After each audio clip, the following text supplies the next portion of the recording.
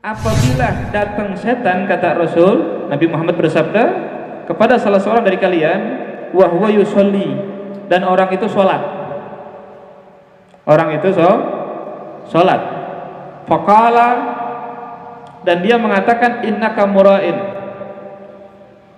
kamu ini riya. Jadi setan itu membisiki dan dia mengatakan bahwasanya kamu ini adalah riya. Falyazid hatulan, maka hendaknya kamu menambah panjang sholatmu. Jadi kalau ada orang atau setan datang kepada kita, ini kita lagi sholat, setan membisiki, oh ente riya sholatnya, ente panjangin sholatnya, lawan tuh setan. Jangan sampai, kadang ada orang was-was ya, kenapa nggak sholat, takut riya. Itu lawan. Kenapa nggak sedekah, takut riya. Kenapa nggak mau mondok di pesantren atau hadir majlis, takut kalau jadi orang alim tadi, fa'aliman bi'ilmi lam ya'malan mu'adzabun min qabli abdil wathan. Takut. Jangan takut. Justru ini kitab Tanbihul Muqtarin.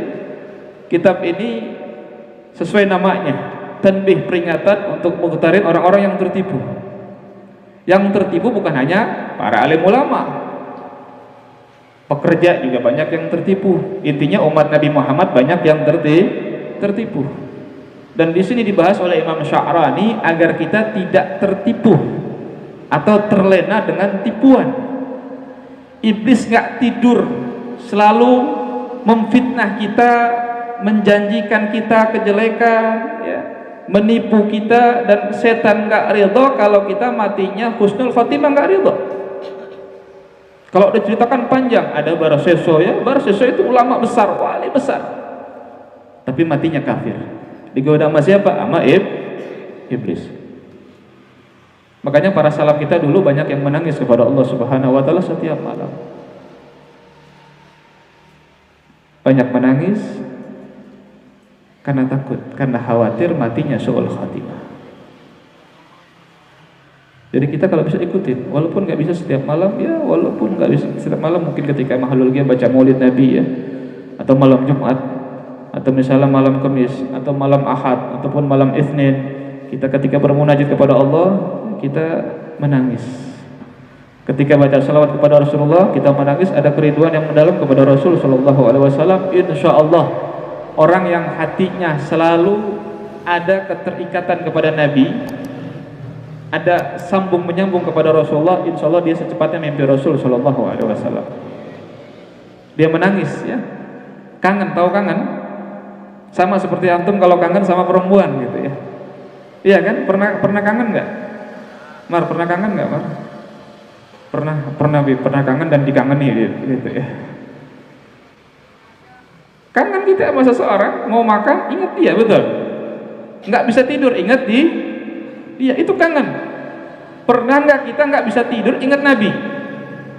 Kangen sama Rasulullah.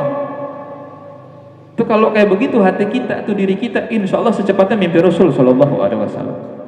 Tapi kalau enggak ya enggak gitu ya, boro-boro enggak kangen. Nabi juga enggak mau hadir dalam mimpinya dia begitu ya. Jadi ingat, kalau ada setan menggoda kita, terusin aja ya. Jadi kalau misalnya ada setan membisiki kita, jangan mondok, bahaya orang alim kalau nggak ngamalin ilmu, lebih bahaya orang bodoh yang nggak tahu ilmu.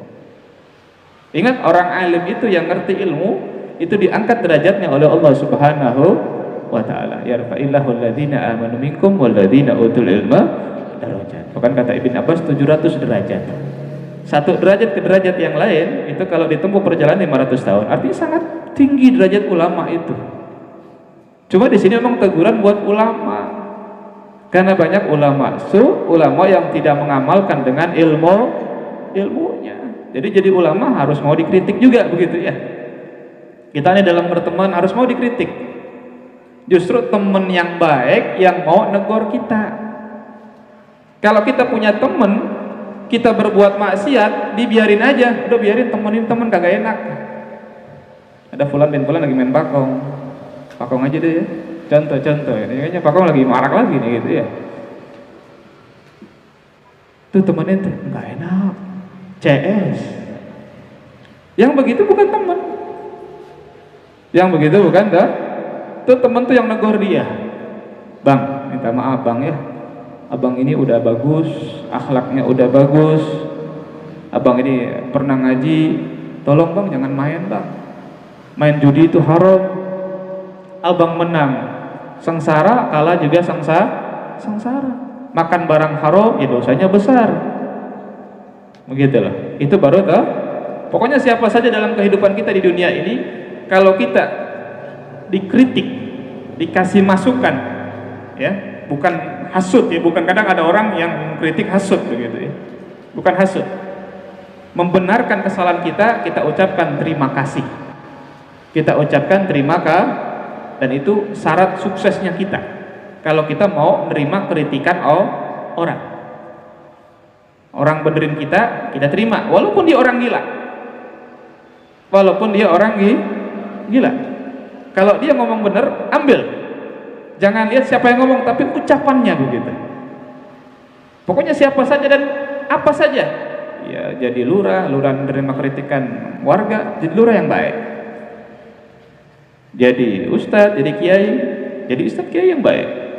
Pemerintah dalam skala umum pemerintah, kalau menerima kritikan warganya, ketika ditegur warganya, maka jadi pemerintah yang baik.